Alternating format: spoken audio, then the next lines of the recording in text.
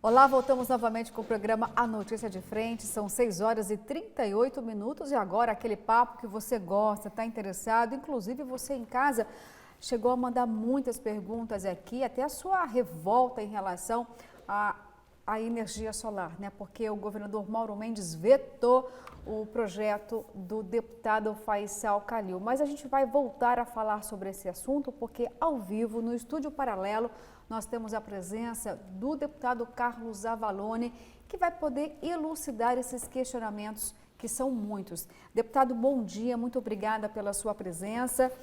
E eu começo perguntando para o senhor, existe agora uma dúvida, deputado, em relação à legalidade desse projeto, né? Porque o governador, ele vetou, a casa agora tem a missão de derrubar ou não, ou manter o veto do governador, mas existem algumas dúvidas em relação se ele é constitucional ou não esse projeto. Está correto poder ter essa isenção de ICMS? Olha, primeiro eu quero dizer que eu vou votar pela derrubada do veto. Porque na realidade nós vamos ter uma discussão constitucional, como você mesmo disse. E nesse momento a Assembleia, quando lá em agosto, julho de 2019, ela fez a votação, quando reduziu os incentivos fiscais, naquela época da guerra fiscal, a intenção foi reduzir e não cobrar ICMS sobre a energia solar. Essa era a intenção de nós legisladores. A partir daí, isso foi cumprido durante um período e houve uma interpretação jurídica, constitucional, de que não era possível em cima de uma pequena parte do ICMS, que seria sob o que eles chamam de TUSD, que é a taxa do uso da distribuição. Bom, enquanto se decide isso, nós temos que dar uma informação política para toda a sociedade, para o governo e para todos. A Assembleia Legislativa, o legislador, é contra a cobrança do ICMS.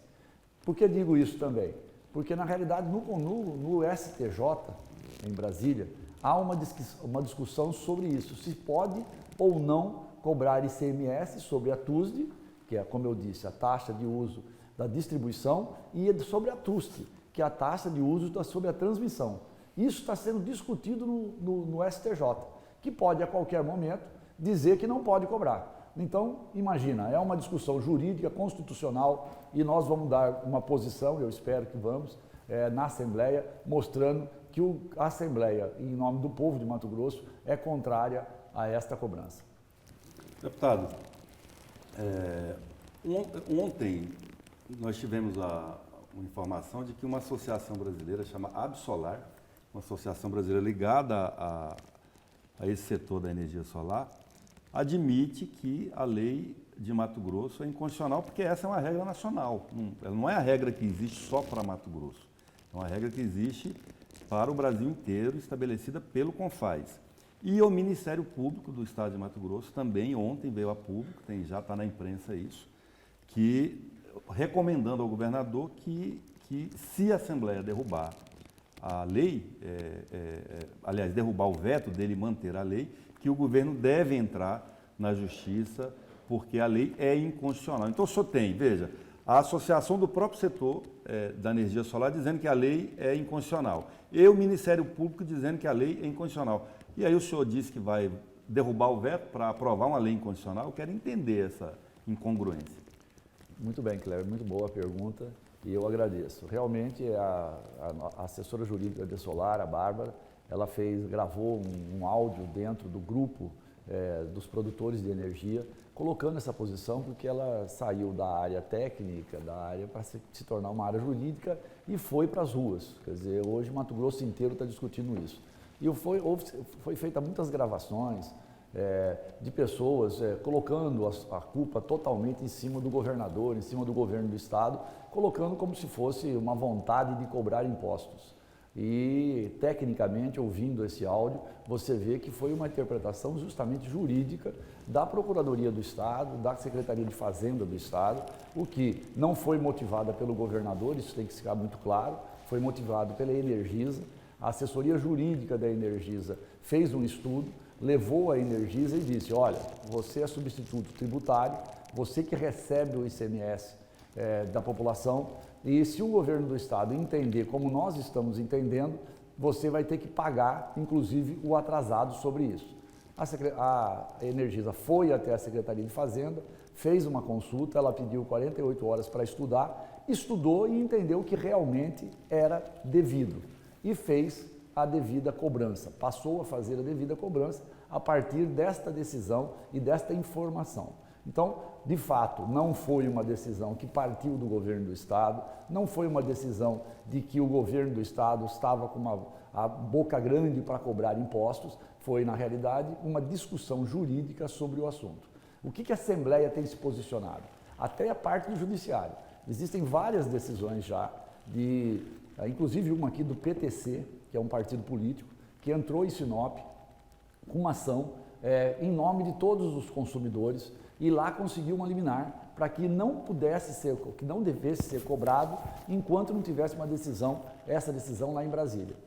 Aqui ela foi referendada pelo Tribunal de Justiça, mas veja bem, essas questões de energia, de ICMS, são realmente muito complexas, são muitas abreviações, TUST, TUD, e vai por aí, e a decisão ela está muito confusa. E eu estou atrás da Energisa e da Secretaria de Fazenda para entender se eles vão cumprir essa decisão, entenderam que ela serviu realmente para que não cobre.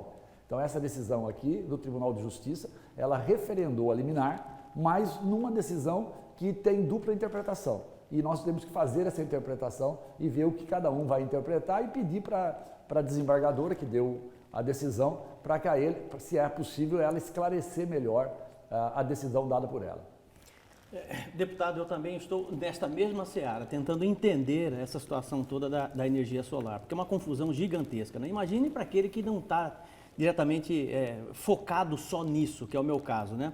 Mas até onde eu consegui chegar, tem alguns pontos de interpretação que realmente é muito complicado e muito difícil, cada qual interpreta de uma forma, né?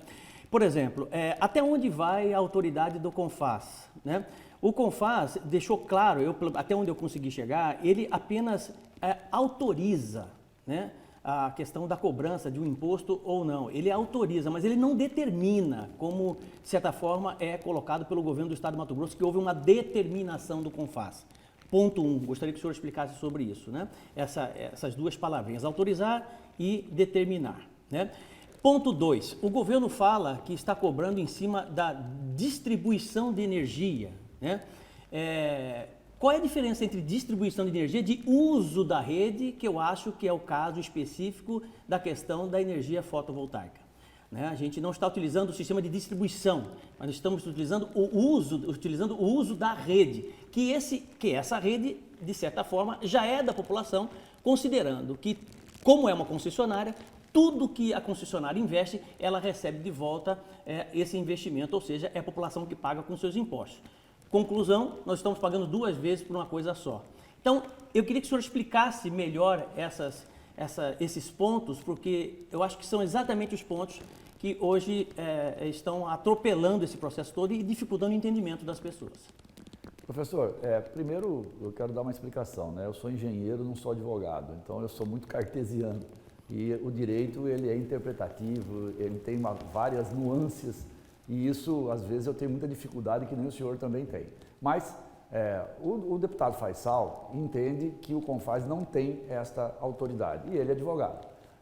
Eu entendo que o CONFAZ tem autoridade, porque consta em algumas leis, inclusive na 631, nós deixamos colocar isso lá, passou pela Assembleia, que o CONFAZ tenha direito a dar esta determinação. Outros dizem que, inclusive, na Constituição já tem isto. Assim, então, veja bem, o CONFAZ ele é autorizado por lei. Esta é a posição de muitos advogados que me passaram. Existe uma discussão, tem que ser respeitada a opinião, enquanto não tomar uma decisão superior do deputado Faisal, que entende diferente, sendo ele advogado. Então, a parte jurídica aí é que vai decidir. Na questão que o senhor falou aí da circulação da energia pelo sistema de distribuição, justamente isso é o que está sendo discutido em Brasília. Porque em Brasília, o STJ, ele está discutindo justamente se é a saída da energia. Porque o que está acontecendo? Quando você produz a energia em casa, nas placas fotovoltaicas, você consome durante o dia, como não tem como armazenar, ela produz mais do que consome, você joga para a rede. E ela usa a distribuição, ok? Bom, depois à noite você precisa da energia, ela volta para a sua casa para ser consumida. Esse uso da energia é que está cobrando ICMS. O que o tribunal está discutindo em Brasília? Se isso é ICMS ou se não é. Se isso seria um serviço, se isso outra ação. Então, por isso que eu disse que hoje, mesmo alguns achando que ela é inconstitucional, esta decisão é que vai determinar isso. Perfeito. Então, portanto, enquanto esta decisão não sai, eu prefiro votar pela não cobrança, mesmo no momento havendo uma dúvida, que vai ser sanada com a decisão do STJ. Então, assim, é uma discussão que parece, como disse o Kleber, isso aí é inconstitucional, vocês vão votar com a inconstitucionalidade? Não. Existe uma dúvida muito ampla. A decisão que foi tomada em Brasília, numa primeira Câmara, foi muito próxima, votação tipo 3-2, certo? Houve um recurso e agora está sendo discutido com uma amplitude maior. Então, por isso que a minha posição é, enquanto há esta dúvida, eu vou votar pela não cobrança, uma vez que o próprio governador fez a solicitação ao CONFAZ, mostrando que ele também não tem interesse em cobrar. Ele está cumprindo uma posição, vamos dizer assim, de líder do Estado e que neste momento existe uma inconstitucionalidade entendida pela Procuradoria e ele está cumprindo essa orientação. Deputado, tentar dar uma clareada aqui, são dois aspectos diferentes quando você discute a legalidade. Quando a consultora, que é vice-presidente da Absolar, ela fala inclusive o seguinte, textualmente: embora haja uma boa vontade da Assembleia de resolver o problema por lei estadual, entende? A lei não resolve, porque isso não é matéria de legislação estadual. Por quê? Para a gente entender o papel do CONFAZ aí, professor, o Brasil é uma federação de estados, é um princípio federativo. O CONFAZ, ele só autoriza as isenções, não é que ele determina, está autorizado. O que é curioso é o seguinte, o mesmo convênio 16 do CONFAZ, que está sendo questionado, por exemplo, pelo deputado Faisal, equivocadamente, eu posso afirmar isso, embora não sendo advogado, mas pelos juristas que eu consultei a respeito disso, inclusive por essa jurista da Absolar, é o mesmo convênio que autoriza a isenção do ICMS sobre a geração de energia solar. Você entende? É o mesmo convênio. Ele autoriza a isenção da cobrança de ICMS sobre a geração e faz uma ressalva, não autorizando sobre a circulação do excedente da energia. Então, assim, se você não concorda com a norma do CONFAZ em relação a TUSD, você não pode concordar em relação à geração, porque é a mesma norma, né? Então, o que se discute hoje é o seguinte, e aí a própria Absolar orienta, olha, infelizmente, isso não é uma matéria de legislação estadual, é uma matéria jurídica ou administrativa que a gente precisa resolver, e nós, ela falando, estamos mobilizando os estados para tentar resolver isso administrativamente lá no CONFAZ. Se o CONFAZ mudar o entendimento dele, aí as leis estaduais passam a valer. E enquanto isso ela orienta, entrem na justiça, que é uma solução, porque aí a justiça, ela está falando que em vários estados tem dado decisões conflitantes, até isso chegar numa instância superior, STJ ou STF, provavelmente o STF, que é quem resolve os conflitos de Constituição, de constitucionalidade, para poder ter uma solução definitiva. Volto a pergunta para o senhor, porque na medida em que, olha, eu sei que a lei é inconstitucional, mas eu vou votar nela, eu estou criando, primeiro, uma dificuldade a mais para a interpretação das pessoas, para a compreensão das pessoas. Por que ele está aprovando uma lei que ele sabe que ela é inconstitucional? E o segundo, que abre a possibilidade para a exploração política de um tema que deveria ser técnico, deputado. Bom, Cléber, foi muito boa a sua pergunta, eu não sei quanto tempo eu vou poder ter para responder, porque esses temas são temas de difícil explicação, porque há uma dificuldade de entendimento pelos termos técnicos e jurídicos que ela coloca. Mas você colocou muito bem. Vou dar um exemplo com a Previdência que vocês estavam discutindo aqui agora há pouco. A Assembleia também, numa decisão, vamos dizer assim, polêmica, ela aprovou a questão da isenção dos 14% para a Previdência. Todo mundo sabe que ela é inconstitucional. Todo mundo sabe que a Assembleia não poderia fazer sobre isso, mas a Assembleia fez. E a maioria, ou quase a totalidade das pessoas, inclusive dos meios de comunicação, concordaram. Por quê? Porque ali estava precisando de uma demonstração política, ela foi vetada pelo governador e na derrubada do veto é que não se conseguiu. Seria uma decisão política. Às vezes, a Assembleia toma decisões políticas para mostrar o sentido das coisas, o sentido da vontade do legislador. Por quê? Porque o CONFAZ, você só pode mudar as coisas por unanimidade. Então é um absurdo essa unanimidade, porque estados que estão cobrando isso, e tem 8 estados que estão cobrando, não é só Mato Grosso que está cobrando, nas discussões populares aí, ficou se dizendo só Mato Grosso está cobrando. Não é verdade.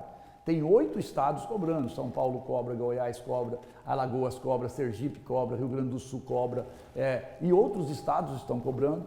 Quer dizer, então como que esses estados vão votar favorável para que haja essa mudança? Então isso é um problema sério. Então o que a Assembleia às vezes faz? Eu não sei se vai fazer amanhã, mas até esta gravação, Kleber, que você se referiu, e que logicamente o governo mandou para todos os deputados, pelo menos da base, existia quase uma unanimidade. Eu não discuti mais com nenhum deputado sobre isso, mas eu quero saber o impacto que esta gravação trouxe nos outros deputados a partir deste momento. Deputado, o senhor acabou de dizer aí o fato da Assembleia querer dar sentido a algo. Não sei se o senhor teve a oportunidade ontem de ouvir o pronunciamento do ministro de Minas e Energia, Bento Albuquerque, que ele disse o seguinte, que o Brasil vive a maior crise hídrica dos últimos 90 anos e pede, de certa forma, um racionamento do uso de energia. Ou seja, essa discussão agora é mais do que válida ainda em todo o território nacional, porque não seria o momento, então, diante de uma crise hídrica como essa, manter os incentivos para a energia fotovoltaica, e uma forma de incentivar a energia fotovoltaica não é barateando o custo dela? Eu queria que o senhor pudesse fazer a sua avaliação em relação a isso, até porque o senhor já se manifestou, que o senhor vai votar para derrubar o veto do governador. Olha, a sua análise foi perfeita. Veja bem, nós estamos tendo uma discussão muito grande a respeito disso. Embora todos nós somos favoráveis à energia fotovoltaica e assim, pelaquela decisão de julho de 2019 que a Assembleia teve, enquanto a proposta era diminuir todos os incentivos, nós aumentamos todos os incentivos para a fotovoltaica. O que aconteceu em Mato Grosso foi que Cuiabá é a primeira capital do Brasil em energia fotovoltaica e Mato Grosso é o 4º estado. Vocês imaginem isso. Mato Grosso e Cuiabá estão na ponta deste processo. São mais de 3.000, 4.000 ligações por mês que a Energisa tem que fazer, por isso que atrasa, tem problema, com uma certa dificuldade, porque nós estamos avançando nessa área. Agora, só a energia fotovoltaica não vai resolver o problema do Brasil, e nem só a energia hidrelétrica. De uns anos para cá, o Brasil começou a não entender que você acumular água seria importante para a sociedade, porque vai tirar algumas moradores ribeirinhos, porque tem algum problema ambiental, e nós começamos a fazer PCHs e usinas a fio d'água, quer dizer, com lagos muito pequenos. Quer dizer, Lago de Manso, ontem teve uma discussão muito grande na Assembleia sobre isso, garante eternamente água para a cidade de Cuiabá e Várzea Grande. Cuiabá e Várzea Grande nunca vai ter falta de água, como você está vendo em São Paulo, como você está vendo em Brasília, como você está vendo em vários lugares. Então, você acumular água é fundamental, não só para gerar energia, mas também para a sobrevivência humana. No caso de Manso, ainda é para não permitir aquelas enchentes que nós tínhamos antigamente. Voltar a discutir isso, como você falou, é fundamental, porque nós temos que mudar alguns conceitos que estão sendo impostos a nós. Porque nós não temos condições de estar aqui sem energia, nós não temos condições de estar em Cuiabá sem o ar-condicionado. E às vezes as pessoas falam, eu sou contra a energia hidrelétrica ou não incentiva adequadamente a energia solar. Quer dizer, nós temos que mostrar ao CONFAZ o contrário, mas mais do que isso, nós temos que influenciar de uma forma ou não o STJ para que esta decisão sobre a TUSD lá seja uma decisão de que não pode cobrar o ICMS. Você vê como um entendimento. Assim que eles tomarem essa decisão, o entendimento, tudo que nós discutimos aqui acaba. E a energia passa, o ICMS passa a não ser cobrado. Pelo bem da verdade, é importante dizer em todos os momentos, o governador não criou esse imposto, o governador, desde o primeiro minuto, mandou para o CONFAZ o pedido para que não cobre esse imposto, isto também é verdade. Ele está fazendo a interpretação como alguém que cumpre a legislação existente nesse momento. Se nós não fizermos esse reconhecimento que foi feito aí pelo Kleber, na sua colocação, nós poderíamos estar dando a vaza para aquilo que o Kleber falou, para que isso seja aproveitado politicamente e misture a cabeça da população. Deputado, vou fazer uma analogia rápida com relação a essa, a meu ver, incoerência de taxação do sol, taxação da energia, né? Se eu pegar um caminhão, por exemplo, e querer fazer uma mudança da minha casa de Cuiabá para Poconé, eu carrego esse caminhão com todos os meus móveis dentro do caminhão e não pago imposto nenhum. Eu pego meu caminhão, vou para Poconé e não pago imposto nenhum. E vou estar utilizando uma rodovia que é federal ou estadual, né, que é pública, que todos nós pagamos, né? Certo? Qual que é a diferença desse exemplo que eu estou dando para alguém que produz a sua própria energia e usa o sistema de energia que é público? Qual que é a diferença dessa relação, nessa analogia? Por que de um lado não se cobra do caminhoneiro que está transportando exatamente o que é dele, né? E cobra exatamente do cara que produz a sua própria energia? Na verdade, Seu ponto de vista conceitual, de uso. Eu não quero nem contestar isso, Haroldo, porque como eu sou contra a cobrança desse imposto... Não, você tem incoerência, eu estou pontuando... Eu acho que você tem razão, mas eu não estou querendo não contestar porque eu contesto, não é não. Você está vendo? É porque o exemplo que você deu é um exemplo, é importante para a população, esses tipos de exemplos. Exatamente. Porque as pessoas começam a pegar, porque o imposto é tão complexo de ser explicado, principalmente o ICMS. Eu estudo o ICMS, até porque fui secretário de Indústria e Comércio por três oportunidades, e eu tenho que estudar isso muito. E tenho estudado isso nos últimos 30 anos. E eu me surpreendo ano a ano, cada vez com as mudanças e as interpretações. É uma coisa absurda isso. Só para dar uma complicada aqui, deputado, se ele mudar para Rondonópolis, ele vai ter que pagar, porque lá está privatizado. Está privatizado. Essa é a diferença.